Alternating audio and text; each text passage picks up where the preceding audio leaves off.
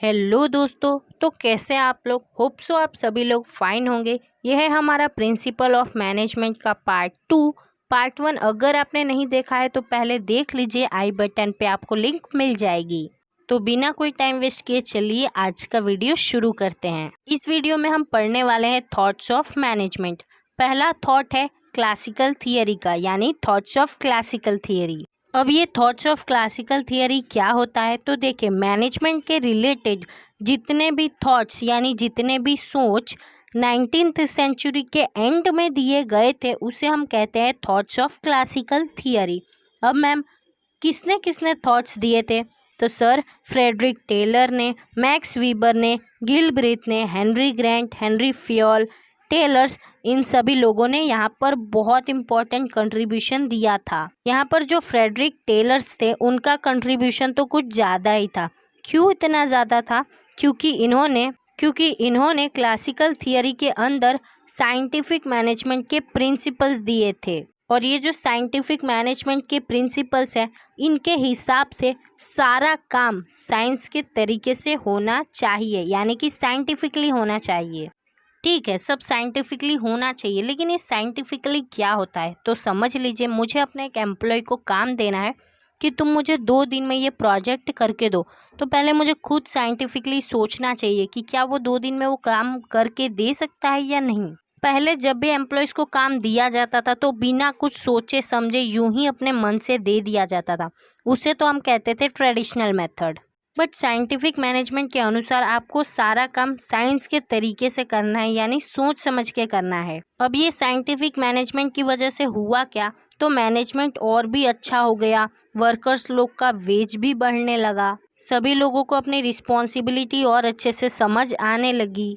इतना ज़्यादा सक्सेसफुल हुआ फ्रेडरिक टेलर का साइंटिफिक प्रिंसिपल, इसीलिए वो आज भी क्लासिकल थियरी के अंदर इंक्लूडेड है। अब हम बात करेंगे हेनरी फ्योल की। हेनरी फ्योल का कंट्रीब्यूशन भी बहुत इम्पोर्टेंट है। अब इनका क्यों इम्पोर्टेंट है? इन्होंने क्या दिया था?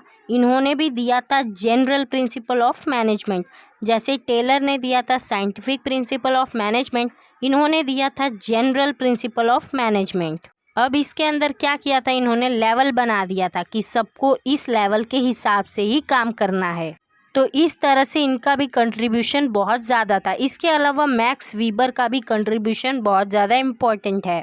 लेकिन क्लासिकल थियरी की कुछ लिमिटेशंस भी आई, जैसे कि यहाँ पर पैसों को ज़्यादा इम्पोर्टेंस दिया जाता था और ह्यूमन रिलेशंस के बारे में तो बिल्कुल भी नहीं सोचा जाता था। इसीलिए आया thoughts of new classical theory. Classical theory के लिमिटेशंस को हटाने के लिए एक और क्लासिकल थियरी आया जिसका नाम पड़ा नियो क्लासिकल थियरी। यानी कि कुछ मैनेजमेंट के एक्सपर्ट्स ने कुछ चेंजेस किए, नए अप्रोचेस बनाए और तभी बन के आया thoughts of neo classical theory. ये कब आया? तो 20th सेंचुरी के शुरू में आया। इसे लेकर कौन आया? इसे लेकर आए थे एल्टन मायो। इसीलिए एल्टन मायो को thoughts of neo classical theory का मेन प्रोमोटर भी माना जाता है। अब ये नियो क्लासिकल थियरी के अंदर क्या होता है? नियो क्लासिकल थियरी के अंदर बिहेवियर पे ज़्यादा फोकस किया जाता है, बिहेवियर पे ज़्यादा भार दिया जाता है।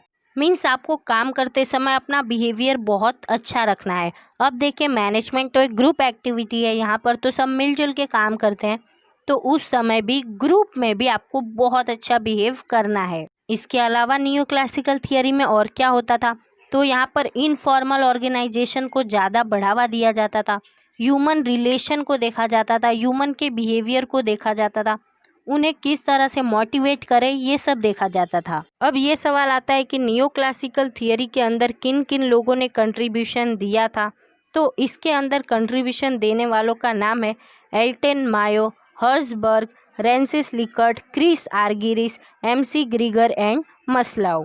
होप सो आपको ये क्लियर होगा। अब देखते हैं थॉट्स ऑफ बिहेवियर रिलेटेड। ये thoughts of behaviour related neo classical theory का ही पार्ट है।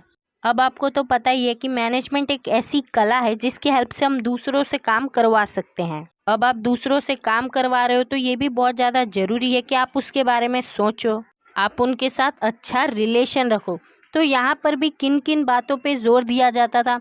सेम ह्यूमन के बिहेवियर पे, ह्यूमन के रिलेशंस पे, और यहाँ ये भी जोर दिया जाता था कि एम्प्लॉयज़ को जॉब सेटिस्फैक्शन मिले, उनकी एफिशिएंसी बढ़े। मिला जुला के यहाँ पर ह्यूमन के रिलेशन को ज़्यादा महत्व दिया जाता था, उन्हें किस तरह से मोटिवेटेड रखे एम्प्लॉयज़ को, इस बात पे ज़्यादा ध्यान दिया जाता था। किस तरह से हम झगड़ों को हटाए हमारे बिजनेस के अंदर से, इन सब बातों पे ध्यान दिया जाता था। अब यही यहाँ का मेन लिमिटेशन बन गया, क्योंकि यहाँ पर पैसों को तो पूरा इग्नोर ही किया जाता था, खाली ह्यूमन के रिलेशन के पीछे भाग रहे हैं। अब इसकी कमी को दूर करने के लिए आया थॉट्स ऑफ मॉडर्न मैनेजमेंट। 1960 के बाद आपको भी पता है कि कितना ज़्यादा चेंज आ गया इंडस्ट्री के अंदर, इसलिए हम एक स्पेशल क्लास ऑफ मैनेजमेंट की ज़रूरत थी। तो कुछ स्पेशल क्लास ऑफ मैनेजर्स ने बना दिया स्पेशल क्लास ऑफ मैनेजमेंट, जिसको हम कहते हैं मॉडर्न मैनेजमेंट।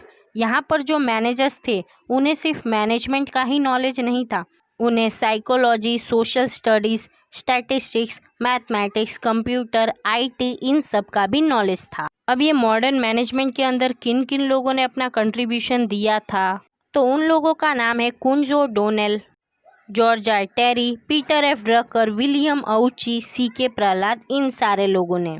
होप सो आप लोगों को ये सारी चीज़ें अब समझ आ गई होंगी। चलिए दोस्तों, thanks for watching this video till and. अब हम कर रहे हैं इस वीडियो को एंड। अगला वीडियो आप मिस मत कीजिएगा, क्योंकि उसके अंदर हम टेलर के principles and techniques as well as Fayol के प्रिंसिपल्स के बारे में पढ़ेंगे, जो बहुत ज़्यादा इम्पॉर्टेंट है। तब तक के लिए बाय बाय, टाटा एंड आउजो।